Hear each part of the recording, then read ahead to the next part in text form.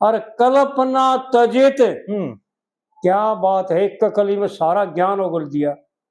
कल्पना तजेत तेरा यो मन सुख धाम है। अरे धड़ी धड़ी के मोर कुका के चले गए, तेरे पाइया भैया तो क्यों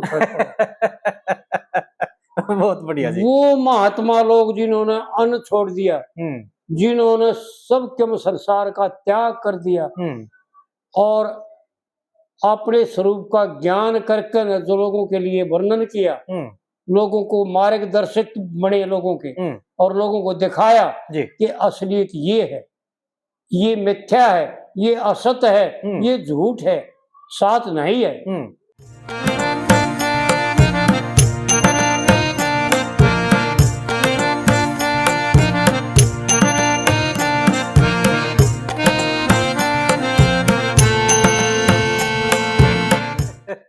ऋषि मुनि सन्यासी योगी देखिए काल का टाल नहीं से, और काल छली ने जीत सके, कोई अंदर जाल नहीं से। और पैदा हो रोज मरण की। कल भागवत पुराण के बारे में सिकंद का 3रा अध्याय पढ़ू था, उसमें यो देखा मैंने, और मैंने आश्चर्य हुआ कि पंडित जी ने तो एक बार बताया है। उस भागवत पुराण के 11वें सिकंद के 3रे अध्याय में क्षण क्षण में मृत्यु बता रखी है, जीव की क्षण क्षण में मरता है जीव, एक एक क्षण में मरे है। पंडित जी ने तो एक बार रोज बताई थी। पैदा हो रोज मरण की देखिए अच्छी आड़ नहीं है। और कल्पित जीव, आड़े भाइयों को ये बताना चाहते हैं हम कि पंडित जी ने वो बात बता रखी है जो ऊंचे शास्त्रों में, सूत्रों में और श्रुति और स्मृतियों में, यानी ब्रह्म ज्ञान की बात है, या ब्रह्म ज्ञान के जड़े लेख है ना, जो ब्रह्म का वर्णन है ना, उड़े या बात कही जाती है, उड़े जीव कल्पित है, सत्य नहीं है। कल्पित जीव को सदा रहने की देखिए बिल्कुल टाल नहीं, यानी सदा रहता भी है पर है कल्पित। इसी पर, क्योंकि सदा तो इसलिए रहता है कि कल्पित है हमारे मत में, अज्ञान में। ज्ञान में ईश्वर का स्वरूप, ये ज्ञान ईश्वर से न्यारा कुछ है नहीं, फिर सदाई रहेगा, उसका नाश कब होगा? ईश्वर का कभी नाश हो, सत्य का कभी नाश नहीं होता।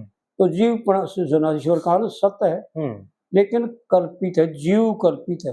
एक ब्रह्मदूत ये ना हस्ती, एक भगवान के स्वाय कहने में भगवान है, लेकिन असलियत में ब्रह्म ही ब्रह्म है, ज्ञान ही ज्ञान है, ज्ञानो स्वरूप है, अपना स्वरूप ही है। मैं हूँ, अहम ब्रह्मस्मि, ईदम ब्रह्मस्मि, ततोमसि, सब कुछ परमात्मा ही परमात्मा है, परमात्मा से न्यारा किंचित मात्र नहीं है।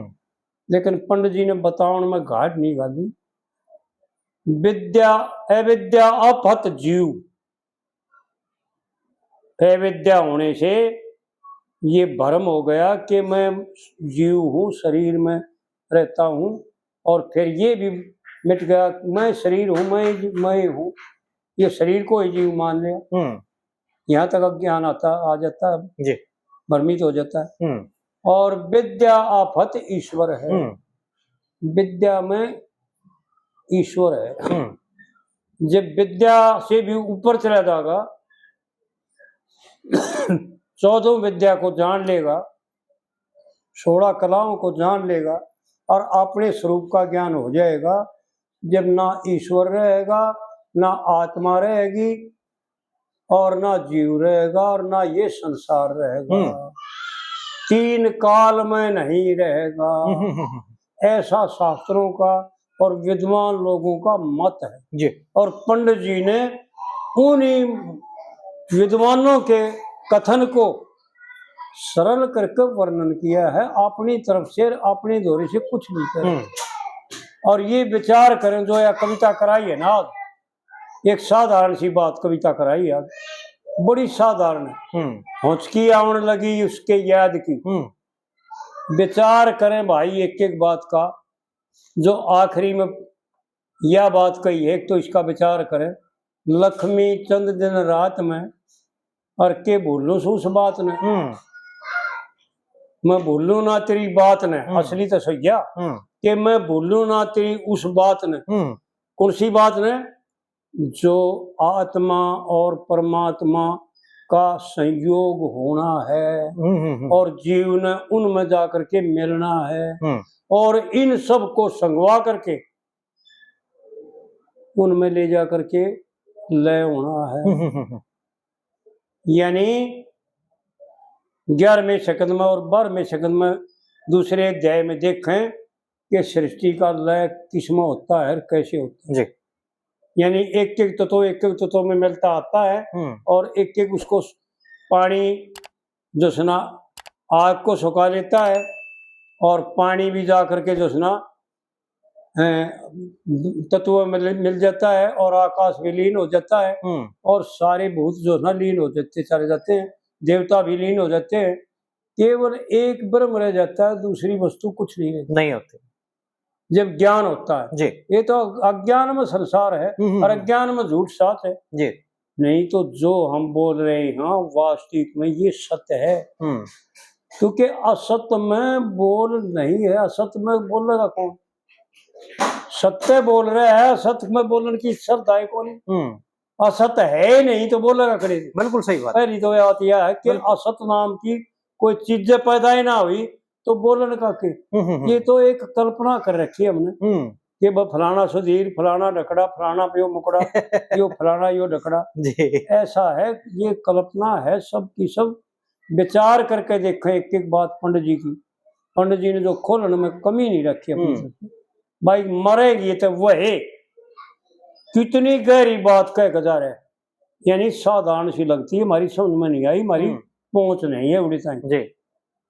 बुद्धि हमारी भ्रमित है, इसलिए हमारी समझ में नहीं आती। भाई मरे तके वो ही जिसका कल्पित नाम है। यानी कल्पना जिस कल्पित जो कर रखा है कि फलाना लकड़ा और बताओ में घाट नहीं गाली अपनी तरफ।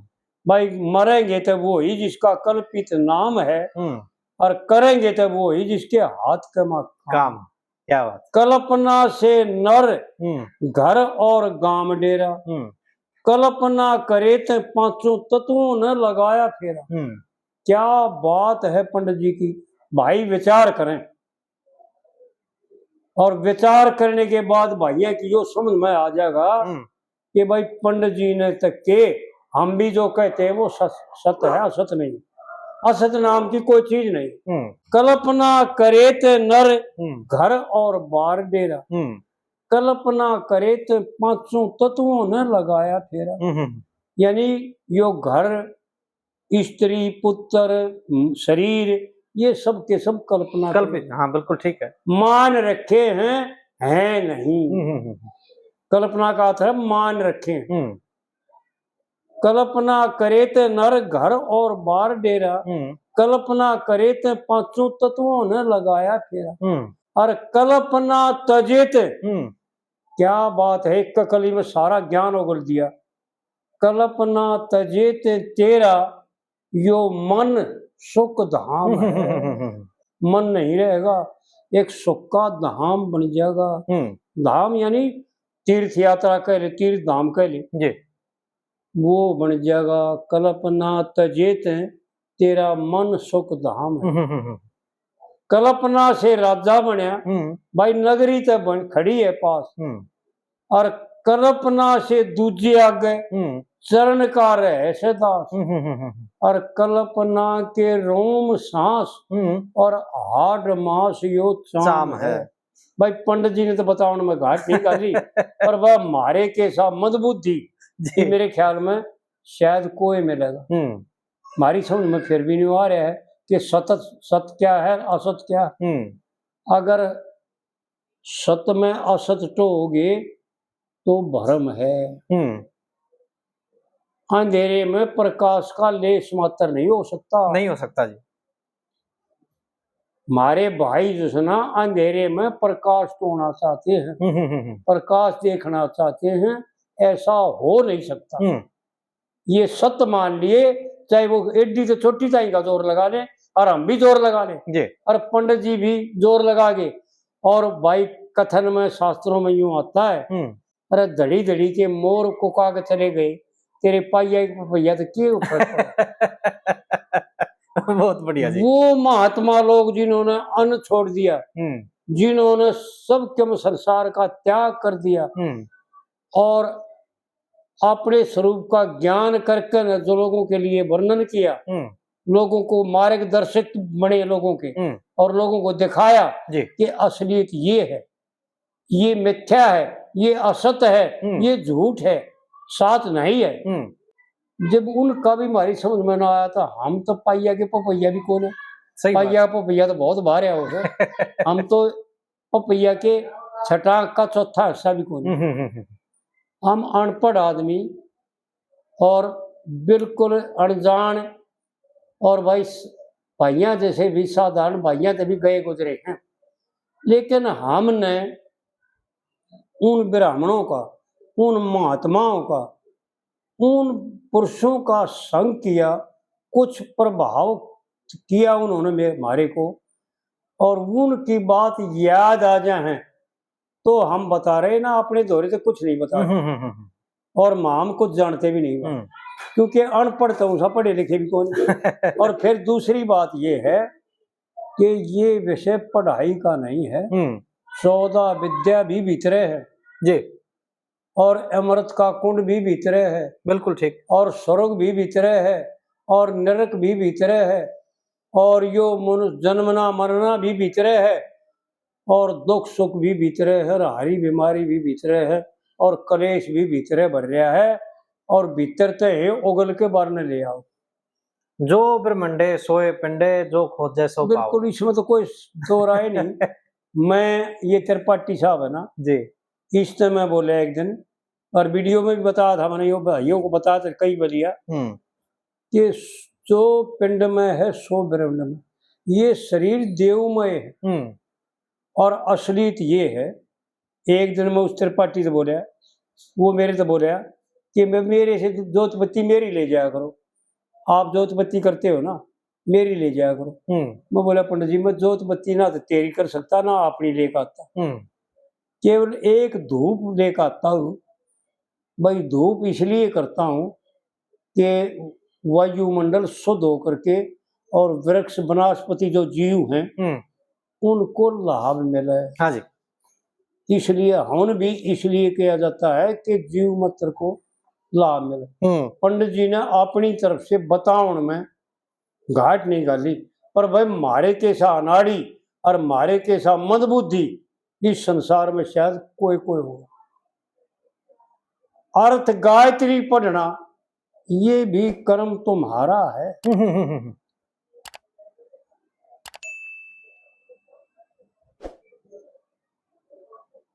देखी याद आई थी भाई, फिर लिख गई वो दूसरे विचार हम बड़े पसंद हो जाए। यानी पंडित जी ने जो ये कविता बना रखी है कि बुद्धि ब्राह्मणी कहे जीव से, तने व्यर्था जन्म बिताया क्यों, और नहीं पहचान ब्रह्म की थी तो ब्राह्मण नाम धराया क्यों। या आज भी रख ली क्योंकि आप लेट आए, और मेरा विचार है कि कम से कम 2-3 घंटे लगावांगे और चारों वर्णों के कर्म भी बतावांगे और कल्याण का मार्ग भी बतावांगे, असलियत क्या है। पंडित जी ने इस कविता में जो वर्णन किया, वैसे तो इशारे में चारों वर्णों के लिए है जी, लेकिन माध्यम बना करके पंडित जी को, क्योंकि माध्यम बिना तो बात चलती नहीं। हाँ जी, हाँ जी, ऐसे ही। इसलिए पंडित को ब्राह्मण को माध्यम बना। अगर नहीं पहचान ब्रह्म की थी तो ब्राह्मण नाम धराया है क्यों। 4 वेद सत के सागर में नहीं कदे स्नान किया। भाइयों को ये बता दें कि चारों वेदों का अध्ययन करने में तीनों वर्णों का तो अधिकार परिपक्व है, क्योंकि तीनों वर्ण द्विज हैं, लेकिन शूद्र का अधिकार इसलिए नहीं है कि समझ लेगा, अध्ययन कर लेगा, उसकी समझ में नहीं आओ और अभिमान बढ़ जाएगा। और उसका सर्वनाश हो जाएगा। उसके हित के लिए वर्जित है, ना कि द्वेष से वर्जित है। अगर वो अपने शुद्धता ही ने छोड़ करके, अगर ये ब्राह्मण भी, मैं ये बताना चाहता हूं, और यह वीडियो बनावांगे ना, उसमें ये बतावांगे कि ब्राह्मण भी शुद्धर है। हाँ,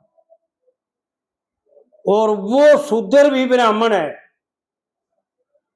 जो अपने कर्तव्य का परम हित से, प्रेम से पालन करता है। अपने कर्तव्य जो अपना अधिकार है उसमें अगर बरतता है तो जति भी है और सती भी है और उत्तम कोटि का जीव भी है और ईश्वर स्वरूप भी है जी। और जो अपने अधिकार से बाहर पैर रखता है, दूसरे के हक में पार रखता है, दूसरे के हक में हड़प करता है, वो समझ ले पाप कर्म है और शुद्धर से भी शुद्धर है। शुद्धर किसे कहते हैं, इसका भाव अर्थ क्या है और परिभाषा